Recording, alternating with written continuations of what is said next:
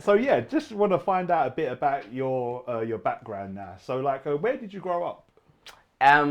Yes. So I'm from a small town in Brazil. Mm. Um, I'm coming from a town called Boa Vista, Hmm. Roraima. It's in the north of the country. It's close to Amazon.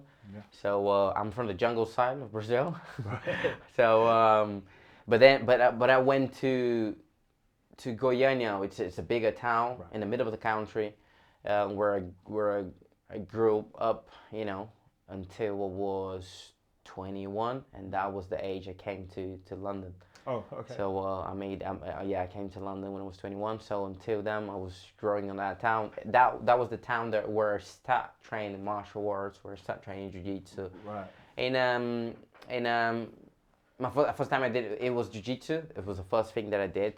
How I start on the martial arts was on jiu-jitsu, and it was in a social project. Mm. Like to take kids away from Okay. Yeah. Yeah. from the streets. Sure. So I didn't have to pay for anything there. The guy, the coach, Pedro. He was just trying to keep the kids Yeah. safe out of the Yeah. streets. Yeah.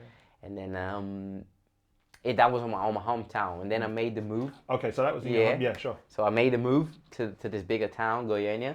Mm. And then I met another guy, which was really important for my life as well, Coach Wilson. And then he came to me and was like, "You should keep training. You go." He never used the word talent, Mm. and then I know why he never used the word talent, because talent is not good enough for you Mm. to make it to the top. But he always showed me a lot of love. He always cared about me. He always made sure I was at the gym. I was Mm.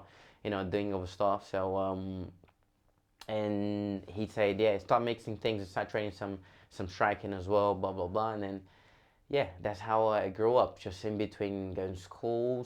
When I was like 14, since I was 14 years old, my routine was just going to school in the morning, go Mm. to the gym in the Yeah. afternoon, and stay down to the evening. My coach had to kick me off to go home. Like, your mom is looking for you, go Yeah. away, go home. So that was my Yeah. routine. I was staying away from trouble. Yeah. So trying. And Yeah. and was it like a large martial arts scene locally there? Was there a lot of like teams and fight camps? hmm So where I come from, Mm. my hometown, Boa Vista. No, the Mm. the MMA, it's.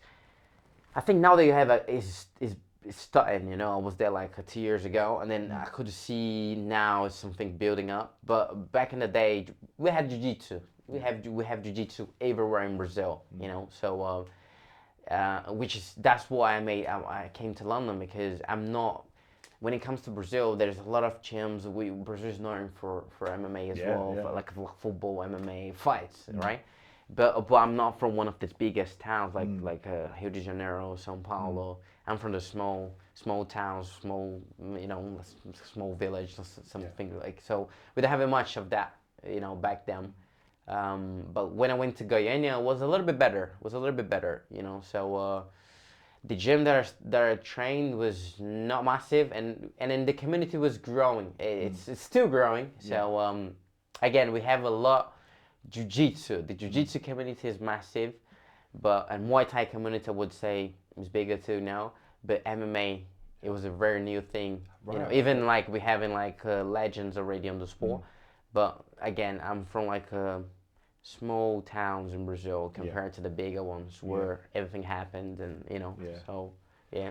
And like, so I know you was far away, or quite far away from like when it's going off, like the scene in Brazil.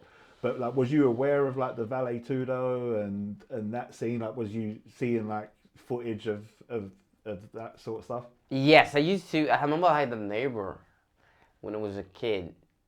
Without knowing, now when I look back, like when I look back, I can see I was always passionate Yeah. for martial arts, but I Mm. didn't know. I just didn't never. I Yeah. mean, before 14 years old, I just didn't have the chance to train. Mm. But yes, I had a neighbor, and this guy, he had like I don't even know how you guys call it, like the tapes. Yeah, VHS. Yeah. Yeah. And then he got hit like a few ones from Pride, and Mm. the old Yeah. school ones. And Yeah. then Yeah. I remember like we would go to his house, his town, or to his home, and then just he would play these videos there, and then I would be like this, and then like, wow, that's really cool, man. And then I feel like I even feel like I was doing something wrong. Like, I'm gonna tell my mom I'm watching this, they kicking each other's head and stuff like that. And then I was always, into it. Like I was one of the kids like. I used to play a lot with myself, like one of these kids who just talked to himself and like play. action figures. Yeah, imagination. Yeah, I used to like imagine, like let's say, play like I was one of them, and it was just always into it. And then later on, I could watch like guys like Brad, for example, on YouTube. Anderson Silva was already there. I was like, wow, this guy, So Jose Aldo, one of my biggest inspirations as well, because he comes from Amazon, so it's close to my hometown, and he's one of the biggest in Brazil.